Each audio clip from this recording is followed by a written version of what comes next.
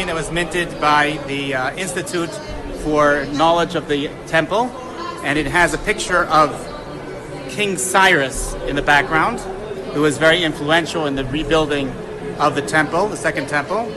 It has President Trump in the foreground, and on the back it has a picture of the temple itself. We hope that the declarations of both Cyrus and Trump will lead to the rebuilding of the third temple. When is the building? Very soon. We've already started. And this is an incredible biblical prophecy moment, because when you start talking about the building of the third temple, a few years ago this was something that was just whispered. You didn't dare mention building a third temple for fear that the Islamic world surrounding the nation of Israel would react in an unbelievable negative way. Today that's not the case. It's a foregone conclusion that this third temple is going to be built. As a matter of fact, I knew that anyway by reading the scriptures in the Bible. It tells you that one day people from every nation will converge upon Jerusalem to worship the King and to keep the Feast of Tabernacles. And so it's unbelievable here, what folks, Israel in its 70th year as a nation, President Donald Trump declaring Jerusalem the capital of Israel, and then of course moving the U.S. Embassy to Jerusalem and dedicating it on May 14th, 2018, the 70th anniversary of the establishment of Israel as a nation. Then, if that wasn't enough, we had the longest blood moon of the century directly over Jerusalem. And then the red heifers were born. The red heifer was born on August the 28th. The longest blood moon of the century was on July 27th. Then the heifer's born about a month later on August 28th, and has been confirmed by the Sanhedrin to qualify as the red heifer for the dedication of the third temple, the ashes of the heifer. And now they're dedicating today, on December the 10th, 2018, dedication of the stone altar, which will be in the third temple. Let me show you now. Here's some photographs from the actual ceremony. And matter of fact, we might just go and show you some of that footage right now. בבוקר בזמן הזה הוא מדליק 5 נרות.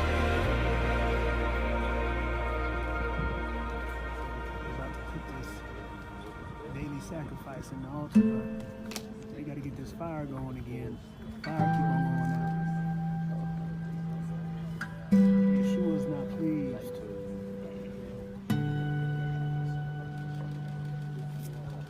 They already killed the sacrifice. That's inside that green box. There goes the fire again. Maybe if they look this time.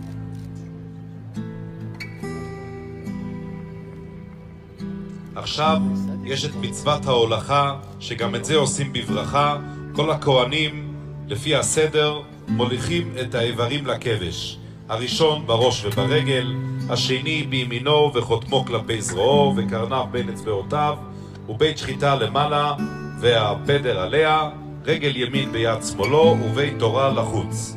השני בשתי הידיים של ימין בימינו ושל שמאל בשמאלו ובית תורן לחוץ. השלישי בעוקץ וברגל, העוקץ בימינו והרגל של שמאלו בשמאלו ובית תורן לחוץ. הרביעי בחזה ובגירה, החזה בימינו והגירה בשמאלו וצלעותיו בין אצבעותיו.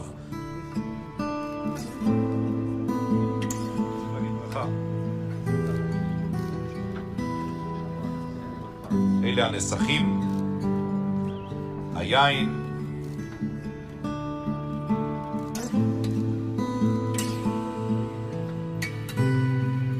כל אחד מעלה את העבר שזכה בו לכבש ומניח אותו מחצי כבש ולמטה במערבו.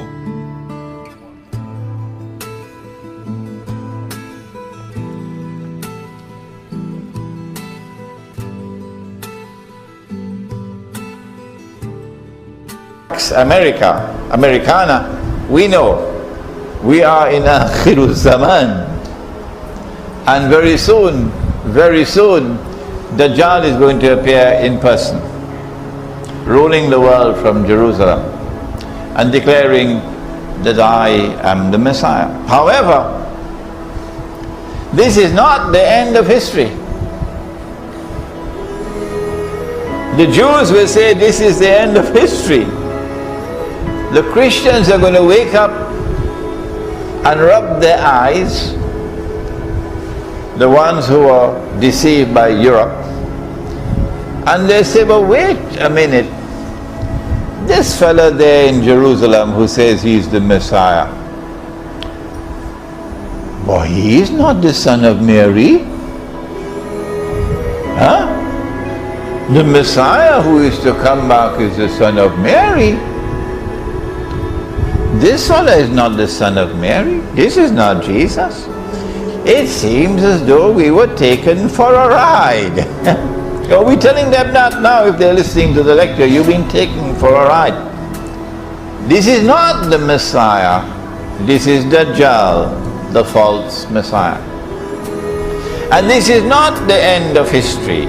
The Jews are celebrating, but this is not the end of history. History will now end when the true Messiah comes back.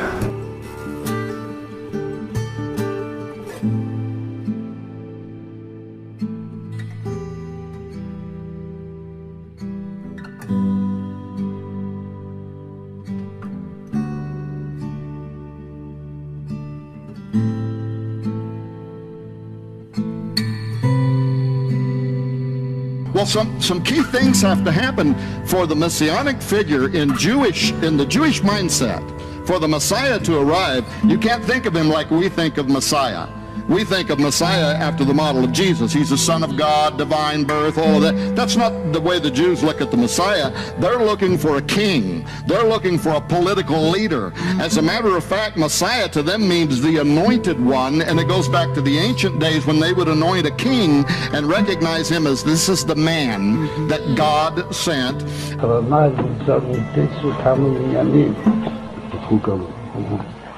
מה שלא יאות, וגם משהו שעדיין משיח ליבו, אז הייתה משהו למה הגיעתו.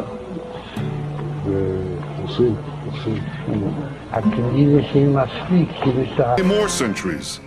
In Jerusalem, the Maccabees rededicated that temple, and restored Jewish sovereignty in this land. And it was here in Jerusalem, some 2,000 years later, that the soldiers of Israel spoke three immortal words, Hal Habayit Be'adenu. The Temple Mount is in our hands. The Temple Mount is in our hands. Good morning, New York City. It is such a beautiful September day today. Although Midtowners, heads up, traffic is going to be bad.